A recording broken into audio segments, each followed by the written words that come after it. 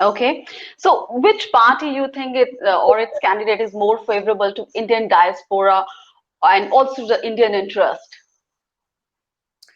Well, both tend to favor India. You have to understand, India has a very bipartisan support, regardless of being Democratic or Republican. But the style differs. With the Trump Okay, administration, it was more of a transaction, in the sense as he had certain affinity for the Prime Minister Modi. He went to Howdy Modi event and spent a lot of time with the Prime Minister. And he came to India in Ahmedabad to Namaste Trump. So I think from that perspective, it's very transactional.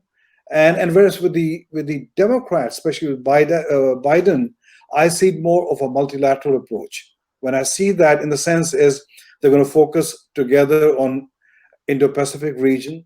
There'll be cooperation on the climate change. There'll be more discussion on the trade side. So I think the style will be different, but the interests are the same. That India is important to America. okay. So do you see any kind of reluctance in the Indian diaspora in actively engaging with politics in the US? No, I think the Indian diaspora is extremely engaged politically. When you look at the number of candidates we have running for the Congress, it is roughly around 20 of them of a population of 4.5 million people. So I think the ratio of population to people engaged in running for the political office is substantially high.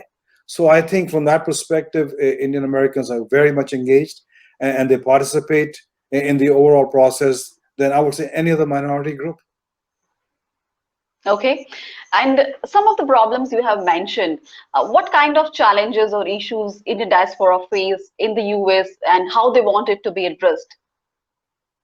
Well, I think you have to understand the Indian American diaspora is the most affluent Okay. minority, and so financially they're well off.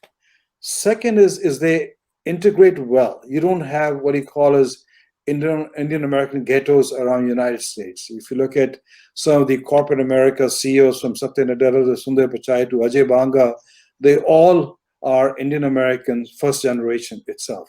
So I think the participation in corporate America is very high.